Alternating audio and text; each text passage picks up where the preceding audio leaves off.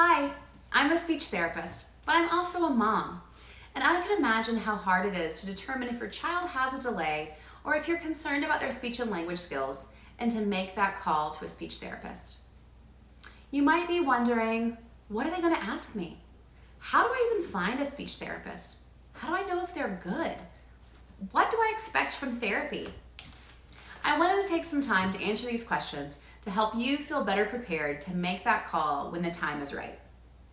The first one of how do I find a speech therapist is fairly easy.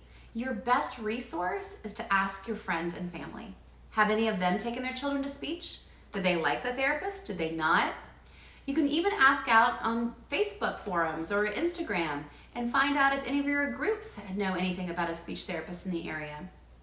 Sometimes even at your workplace, you could have people to connect with and ask them if they've taken their child to speech therapy and if they liked that person. If you're not able to ask anyone or you just don't want to ask anyone, you can Google it. Google speech therapy in my area. See what comes up. This most likely will just list private practices in your area that you can look at their websites, look for a pediatric speech therapist that specializes in your concerns, and give them a call. That first phone call, the speech therapist is going to want to know, what are your concerns? Is it articulation? Is your child hard to understand? Are they not talking yet? Is it a language delay? Are they not able to put words together? Are they only producing single words? Or do you have other concerns such as autism, attention, or other medical diagnoses that you are concerned about? Once we know the concern, we want to ask, do you have insurance? Do you know if your insurance covers therapy? You may not have an answer to that question, but if you're able to call your insurance company before you make that phone call, you could ask them if they cover speech therapy, and you'll be better prepared to understand what the requirements are going to be. Will you have a copayment? Is there a deductible that needs to be met? Do you only have a few visits a year? This is a good thing for you to find out because the payment can sometimes be the biggest burden. Next is the schedule. When can you come in? What is your daily schedule like? What's your child's schedule like? Can you come into an early morning appointment? Can you do midday, 11 o'clock, or do you need after school times? Some of the hardest times to schedule is after school. Between 3 and 5 p.m., speech therapist offices are booked solid. But you might get lucky, or you might be placed on a wait list. And if you are, don't give up. Call a few other clinics, get on their wait lists, and then see which one you're able to get into first. If you are wondering what speech therapy looks like, it can look like a lot of different things. If your child is young and they are under the age of 3, many states offer birth to 3 programs. These are programs designed to come to your house and offer speech therapy services with your child and to help teach you about developing speech and language skills at home. If your child's over the age of 3, you might contact a local school district. They also offer speech therapy services through the school district.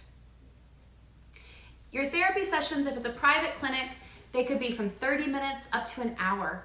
And they could be once a week, twice a week, maybe even 3 times a week. It just depends on the needs of your child. The one thing I will say is when a family commits to bringing their child in for speech, I expect them to show up every week. Vacations happen, illnesses happen, and I understand that. But if I've put you on my schedule, I've committed to you. You are there, you're in my time slot. I get more calls every day, but I am committed to you. So I need you to equally commit and be there every week, ready to learn and do the work. I like it when parents observe my sessions. Sometimes it's too distracting, so I may have to ask families to sit in the waiting room while I work with their kid, especially during those first few sessions, because a therapist needs to build rapport with your child. We need to have that relationship. Your child has to trust me. If they don't trust me, they're gonna have a hard time listening to me and doing what I'm asking. Speech therapy and your child, it's hard work. Your child is going to be frustrated at times. They're going to cry. They might have a tantrum if they're really little. It may not be fun all the time. We make it as fun as we can. We play, we think of fun, exciting activities, but sometimes it's just hard work. So if your child has days where they're a little frustrated, don't give up, don't quit speech therapy. It just means it was a bad day. We worked on something hard and your child knew it and they didn't like it. That's sometimes all it is. But you also have to trust your gut. This goes to that, how do I know if they're good or not? Meeting a therapist in the beginning, it should be relatively easy. They should welcome you, they should have some fun toys for your child, and those first few sessions may really just be play. It may be getting your child comfortable in the room in that new environment, comfortable with this stranger who's asking them to talk, and they know that's hard. But I will say, it's taken me sometimes, it could take sometimes up to a month to get a child comfortable. And if that family gave up and quit, I would never have been able to succeed with that child. Because within a few months' time, that child can look very different from those first few sessions where they wouldn't talk to me. In a few months, they could be starting to talk and be so excited to see me, they give me a hug every single time. But if you don't have a good feeling about it, if you feel like the therapist isn't connecting with your child, talk to the therapist. Ask them. Put it out there. Be honest. Speech therapists, we are generally very friendly people and are very talkative. Don't be afraid. Just share your concerns and see what they say. They may have insight into why your child's behaving the way they are that you may not recognize.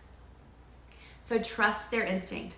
But at the same time, if you don't have a good feeling, there are more speech therapists out there, but you may find yourself on a waiting list. Unfortunately, there's not enough of us, and some of us have very long wait lists.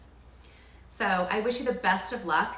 And if you have trouble finding a therapist in your area, feel free to reach out to me and I might be able to help. So I wish you all the best and I hope you are successful in your speech therapy journey.